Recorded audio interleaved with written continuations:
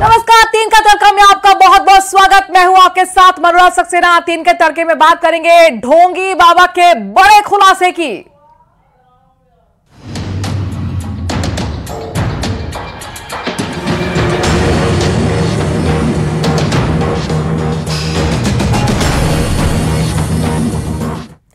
सूरजपाल की तरह एक और बाबा का बड़ा कारनामा उजागर हुआ है। लौंग और गुलाब की पंखुड़ियों से इलाज का दावा करने वाला ये बाबा चुटकी बजाते ही गुर्दे और किडनी के साथ कैंसर के इलाज का दावा करता है। लेकिन न्यूज 18 की पड़ताल में भरतपुर की महिलाओं ने बाबा का कच्चा चिट्ठा खोलकर रख दिया।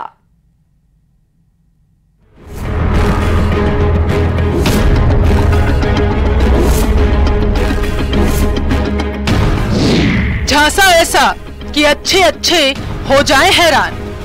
सूट नहीं पहनता मैं, यही है जो कुछ है वस्त्र हमारा यही है, ये चोली है, ये सिद्ध महापुरुष की चोली। समस्या हो कोई चुटकी बजाते मिलेगा समाधान। फूल है गुलाब की पत्तियों का, हम उनको बूटी बनाकर पर्वत से वो लाते हैं, तो पर्वत से बूटी बनती है। कैसे बनती है और क्या बनाते हैं वो मेरे को नहीं पता। निसंतानों को शर्तिया तौर पर मिलती है संतान। कम से कम 10-15 हजार लड़के हो चुके हैं। चमत्कारी बूटी से हर रोग को खत्म करने का दावा। लौंग की टैबलेट बनाई जाती है और जो हमारे पास फूल है गुलाब की पत्तियों का, हम उनको बूटी बनाकर पर्वत से वो लाते हैं, तो पर्वत से बूटी बनती है। कैसे बनती है और क्या बनाते हैं वो मेरे को नहीं पता। करामाती डंडा से सफल ऑपरेशन की गारंटी। वो ऑपरेशन करते हैं भाई। ये मेरे पास कालू खां रखा है, ये देखिए, ये मेरे पास ये डंडा रखे हुए दो, इनको एक है कालू खां और एक है ये अंशमन। ये इसमें बोला जाता है कि अंजनी के पुत्र पवन सुत हनुमान।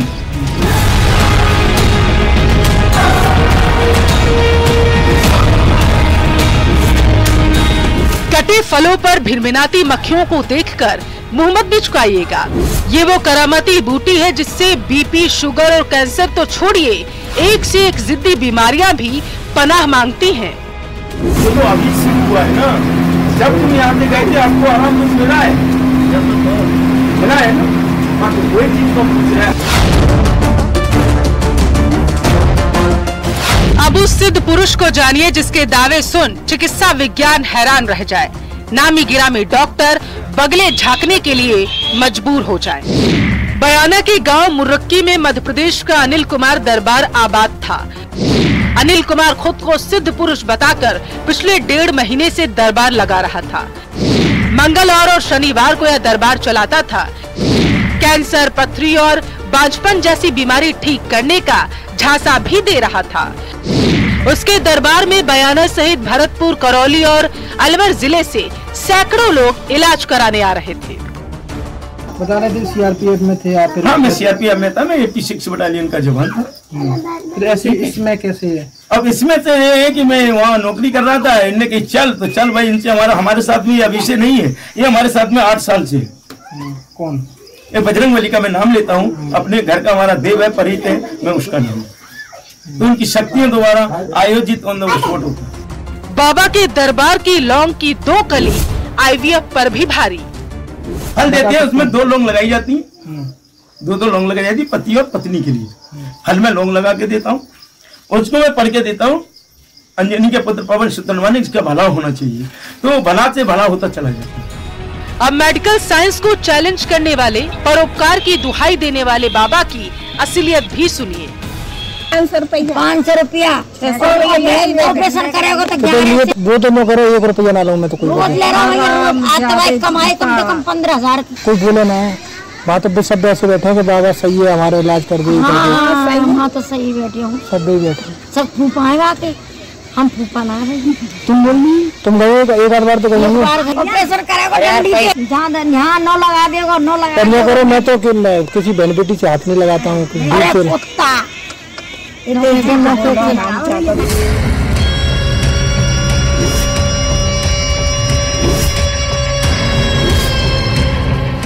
एसडीएम के निर्देश पर मौके पर पहुंची पुलिस ने स्वयंभू बाबा अनिल कुमार को दरबार नहीं लगाने के लिए पाबंद किया।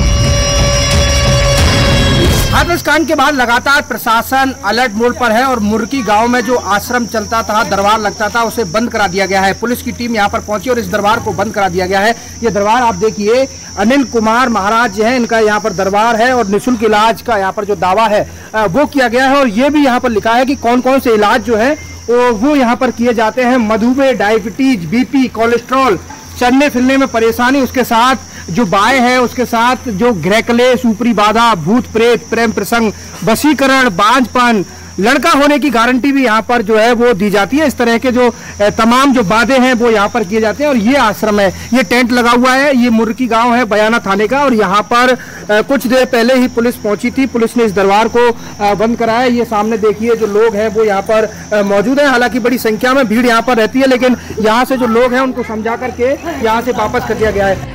हालांकि पुलिस के मौके पर पहुंचने पर बाबा के भक्तों ने विरोध भी किया। इसके बाद पुलिस कथित बाबा को अपने साथ थाने ले गई और उसे इलाज का दावा करने वाला दरबार नहीं चलाने के लिए पाबंद किया। और ये तमाम जो लोग हैं वो यहाँ पर आए हुए हैं और इनका कहना है कि यहाँ पर जो लिखा है इसमें पोस्टर में, उन सभी का इलाज किया जाता है। लेकिन किस तरह से किया जाता है ये तो बड़ी हैरान कर देने वाली बात है। और दावा किया जाता है कि कैंसर जैसी दुर्लभ बीमारियां, जो कि चिकित्सक भी एक बार जिनको ठीक करने में सोचते हैं, दवाएं चलती हैं, लेकिन यहाँ पर ये कह रहे हैं कि गुर्दा, किडनी जैसी बीमारियों का जो इलाज है वो यहाँ पर किया जाता है। और सबसे बड़ी बात यह है कि लड़का होने का दावा जो है वो किया जाता है। अब प्रशासन ने यहाँ पर कार्रवाई की है, इस आश्रम को बंद कराया है। आगे प्रशासन क्या कार्रवाई करता है ये देखने वाली बात है। कैमरा पर्सन मनीष के साथ दीपक पुरी, न्यूज 18 भरतपुर। हाथरस में भगदड़ की घटना के बाद सुर्खियों में आए नारायण, साकार, हरि और भोले बाबा से जुड़ी बड़ी खबर सामने आई है। भोले बाबा समेत कई फर्जी बाबाओं की मुश्किलें बढ़ने वाली हैं। भोले बाबा को लेकर साधु संतों की सबसे बड़ी संस्था अखिल भारतीय अखाड़ा परिषद का बड़ा फैसला लेने वाली है। अखाड़ा परिषद भोले बाबा को जल्द ही फर्जी संत घोषित करेगा। लोगों से भोले बाबा जैसे फर्जी संतों से आगाह करने की अपील की जाएगी। अखाड़ा परिषद जुलाई के तीसरे हफ्ते में प्रयागराज में बैठक करेगा। इस बैठक में भोले बाबा समेत संत और भगवान होने का दावा करने वाले कई बाबा और कथावाचकों को फर्जी बाबा घोषित किया जाएगा।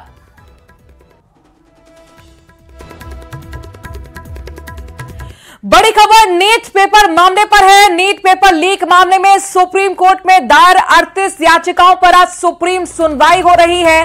3 जजों की बेंच में नीट मामले पर सुनवाई हो रही है। चीफ जस्टिस की अध्यक्षता में 3 जजों की बेंच नीट मामले पर सुनवाई कर रही है।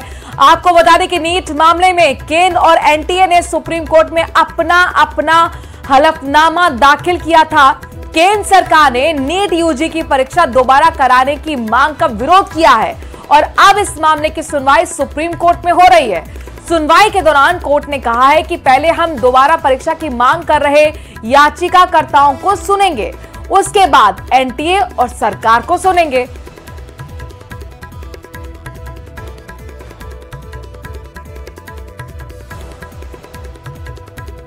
तीन का तड़का में अब आपको ले चलते हैं अलवर, जहां पर कॉलेज शिक्षा को लेकर युवाओं में क्रेज कम होने लगा है। अलवर के 3 बड़े कॉलेज इस साल नामांकन में फिसड्डी साबित हो रहे हैं।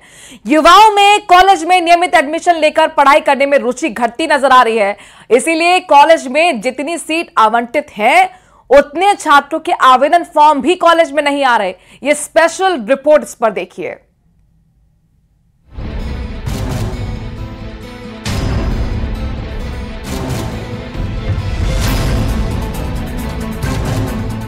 सबसे पहले बात करते हैं अलवर जिले की सबसे बड़ी छात्र संख्या वाले बाबू शोभाराम कॉलेज की। बाबू शोभाराम कॉलेज में इस सत्र में 4 बार नामांकन भरने की तिथि बढ़ाने के बाद भी सीट के बराबर नामांकन दाखिल नहीं हो पाए हैं। कॉलेज में बीए प्रथम वर्ष के लिए 1800 सीट पर ही नामांकन दाखिल हो पाए हैं। इसके अलावा अन्य सभी सब्जेक्ट्स में नामांकन फिसड्डी नजर आ रही है, क्योंकि अभी तक सीट नहीं भरी है, इसलिए अब चौथी बार नामांकन की तिथि बढ़ाई गई है। अलवर जिले की बड़ी कॉलेज थी बाबू शोभाराम, अब 29 कॉलेज पूरे जिले में हो गई। तो उससे परत पढ़ाई, जैसे इधर बड़ेरा में साइड में कॉलेज खुल गई, इधर लक्ष्मणगढ़ में भी खुल गई, इधर राजगढ़ में भी पहले थी, आदर्श कॉलेज अलग खुल गई, बरौड में भी 2 कॉलेज अलग खुल गई, इधर किशनगढ़ तिजारा इधर भी कॉलेज खुल गई। तो इसलिए छात्रों का जो अंतर था वो कम हो गया। वो क्रेज नहीं है, कोई बच्चे आने के बच्चे आ रहे हैं, लेकिन वो क्षेत्रवार कम हो गए। अब बात करते हैं राष्ट्रीय कॉलेज की, जहां साइंस संकाय होने के कारण से सीट से ज्यादा आवेदन फॉर्म आए हैं, क्योंकि प्रैक्टिकल के अंक ज्यादा होने से बच्चों को नियमित छात्र के रूप में एडमिशन लेना पड़ता है। छात्र या अभिभावक किस बात के लिए प्रयासरत रहते हैं कि उनका बच्चा ऐसा कोई कोर्स करे जिससे उनको रोजगार मिल जाए, क्योंकि वाणिज्य में, कॉमर्स में ये प्रॉब्लम रहती है कि स्कूलों में भी वाणिज्य के स्कूलें बहुत कम है, कॉमर्स विषय के स्कूल बहुत कम है, इसलिए शायद कॉमर्स फैकल्टी में आवेदन कम आ रहे हैं। बाकी कला संकाय में और विज्ञान संकाय में तो जितने हमारे यहाँ सीट्स हैं उतने आवेदन आ रहे हैं। वहीं अगर जिले की सबसे बड़ी महिला कॉलेज राजकीय गौरी देवी कॉलेज की बात करें तो वहाँ भी कम आवेदन आए हैं। तो सिर्फ कॉलेजेस भी तो इतने सारे खुल चुके हैं ना अभी। पहले जीडी कॉलेज, गर्ल्स कॉलेज शायद आसपास के एरिया में एक ही होगा तो बच्चे आएंगे, लेकिन अब बहुत सारे अलवर में ही बहुत सारे गर्ल्स कॉलेज खुल गए आसपास के एरिया के, तो बच्चे तो डिस्ट्रीब्यूट हो गए ना। फिक्स बच्चे थे वो अलग अलग जगह चले गए, अब पूरा बहुत ये हो गया। फिलहाल कॉलेज शिक्षा को लेकर के युवाओं में क्रेज कम होने लगा है। युवा में कॉलेजों में नियमित एडमिशन लेकर पढ़ाई करने में रुचि घटती नजर आ रही है। अलवर से राजेंद्र शर्मा की रिपोर्ट। भारी बारिश की वजह से मुंबई के पास महाराष्ट्र के रायगढ़ जिले को पर्यटकों के लिए बंद कर दिया गया है।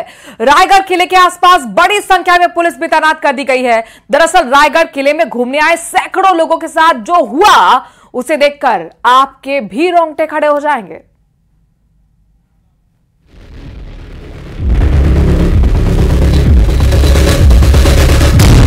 सैलाब से हुआ सैलानियों का सामना।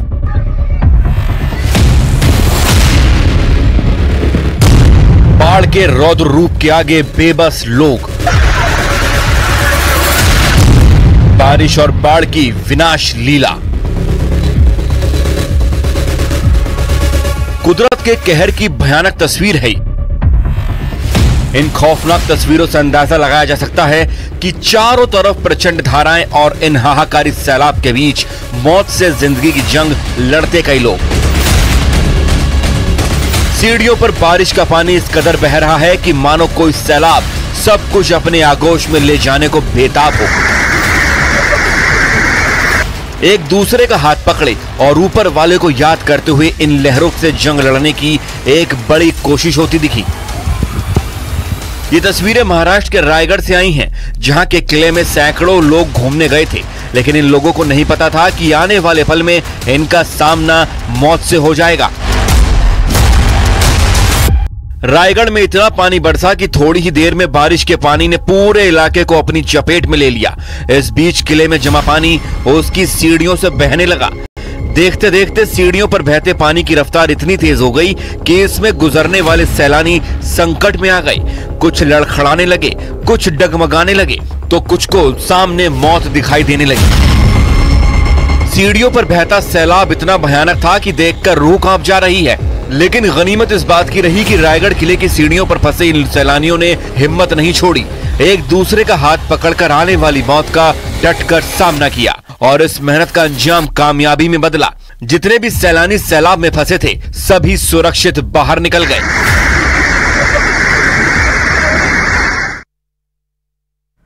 वहीं उत्तराखंड में बारिश के दौर के बीच आज भी कुमाऊं में सभी जिलों के लिए तेज बारिश का अलर्ट जारी किया गया है।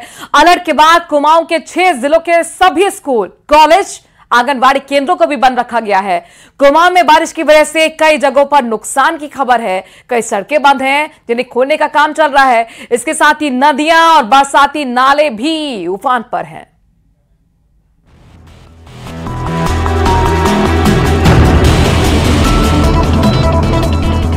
कुमाऊं में बारिश कहर बरपा रही है। पिछले 72 घंटों से बारिश हो रही है, जिसकी वजह से बरसाती नाले और नदियां उफान पर हैं। पहाड़ों में तेज बारिश के बाद हल्द्वानी की गोला नदी के साथ कलसिया और रक्सिया नाले उफान पर हैं। पिथौरागढ़ में लगातार हो रही तेज बारिश की वजह से नदियां उफान पर हैं। यहाँ भारत नेपाल को बांटने वाली काली नदी चेतावनी का स्तर पार कर चुकी है। वहीं रामगंगा भी चेतावनी के स्तर से ऊपर बह रही है। नदियों के बढ़ते स्तर को देखते हुए प्रशासन ने अलर्ट जारी किया हुआ है। साथ ही नदी के किनारे रहने वालों को सावधान रहने को भी कहा गया है। रामनगर में बारिश के बाद कोसी और दबका नदियां अपने पूरे प्रवाह में बह रही हैं। सिंचाई विभाग ने निचले इलाकों में अलर्ट जारी किया है। प्रशासन की टीम कोसी बैराज पर लगातार नजर बनाए हुए है। कुमाऊं में 100 से ज्यादा सड़क बारिश की वजह से हुए लैंडस्लाइड से बंद चल रही हैं। पिथौरागढ़ में तो एक तरह से भारत चीन सीमा से संपर्क भी कट गया है, क्योंकि पिथौरागढ़ शहर से इन इलाकों को जोड़ने वाली ज्यादातर सड़कों पर लैंडस्लाइड हुआ है। कुमाऊं में बारिश से जिंदगी ठहर गई है। उधम सिंह नगर, पिथौरागढ़, चंपावत, बागेश्वर, नैनीताल और अल्मोड़ा जिलों में आंगनबाड़ी केंद्र और स्कूल आज बंद हैं। बारिश को देखते हुए स्टेट पुलिस फोर्स के साथ ही एसडीआरएफ और एनडीआरएफ को भी हाई अलर्ट पर रखा गया है। Bureau report, news 18। एक तरफ आसमान से आफत बरस रही है तो दूसरी तरफ पहाड़ से पत्थर गिर रहे हैं। जम्मू कश्मीर के पुंछ में जमीन खिसकने से पहाड़ के पत्थरों की जमकर वहां पर बारिश हुई। गनीमत रही कि लैंडस्लाइड की चपेट में कोई नहीं आया। राजौरी और पुंछ जिले को कश्मीर घाटी के साथ जोड़ने वाली प्रसिद्ध मुगल रोड पर लैंडस्लाइड के चलते अब यह रास्ता बंद हो गया है।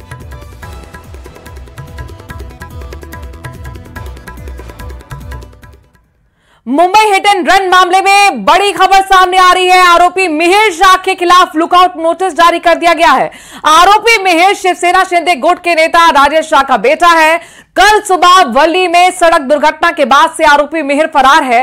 हिट एंड रन का ये पूरी जो घटनाक्रम थी सीसीटीवी वीडियो में कैद हो गई थी, जिसमें आरोपी मिहिर शाह अपने कुछ दोस्तों के साथ उसी गाड़ी से जुहू के एक पब में पार्टी करते हुए जाता हुआ नजर आ रहा है।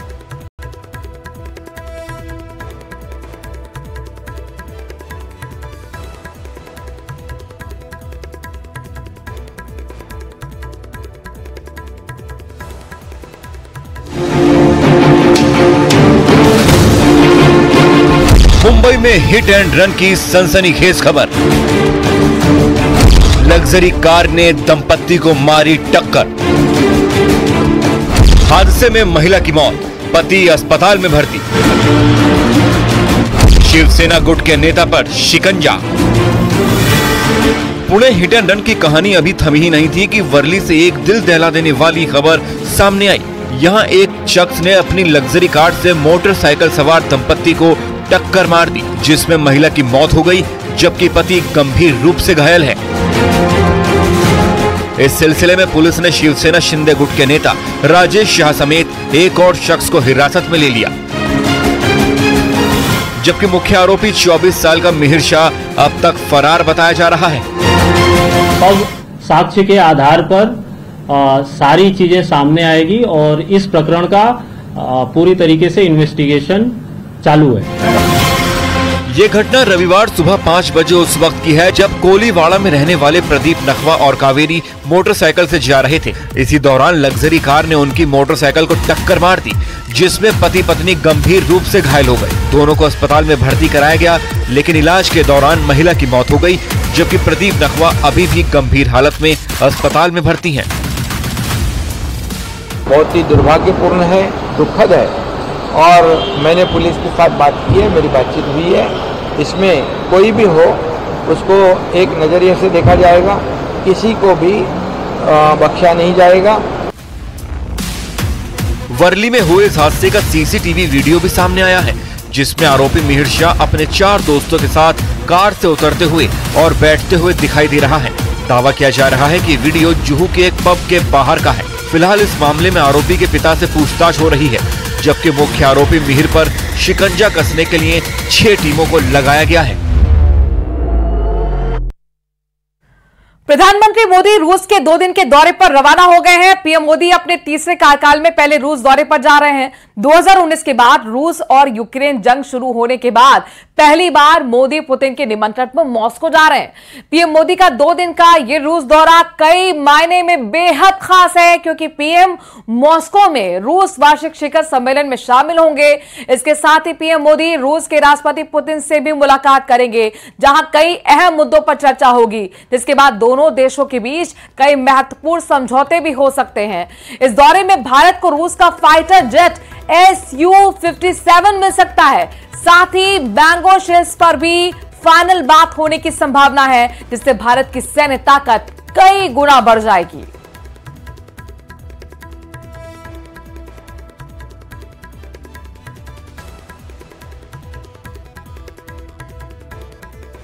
भारत और रूस के बीच 22वीं सालाना शिखर सम्मेलन बैठक है और इससे पहले विदेश मंत्री एस जयशंकर का कहना है कि भारत और रूस के बीच ऐतिहासिक दोस्ती रही है।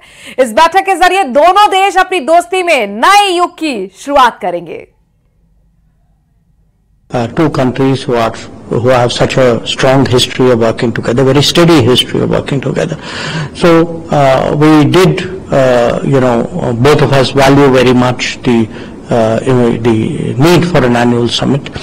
So even last year, I went to Moscow at the end of the year, and at that time I carried a message from the Prime Minister that look, we are committed to the annual summit and we will do it sooner rather than later. उधर PM Modi के स्वागत के लिए रूस में जोरदार तैयारियां चल रही हैं। प्रधानमंत्री के स्वागत में सांस्कृतिक कार्यक्रमों का आयोजन किया जाएगा। पीएम मोदी के स्वागत में नृत्य और गीत प्रस्तुत करने की तैयारी की जा रही है और भी कई तरह के कार्यक्रमों का आयोजन किया जाएगा। इस दौरान भारतीय समुदाय के लोगों में भी जबरदस्त उत्साह देखने को मिल रहा है। पीएम मोदी के स्वागत के लिए सभी पलके बिछाए बैठे हैं।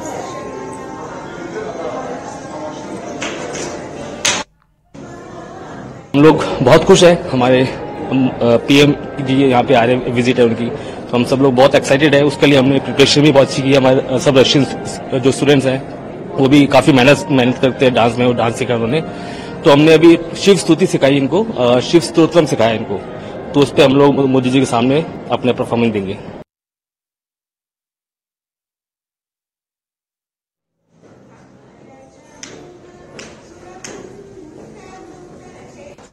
और अब आपको दिखाते हैं 5 मिनट में 25 खबरें।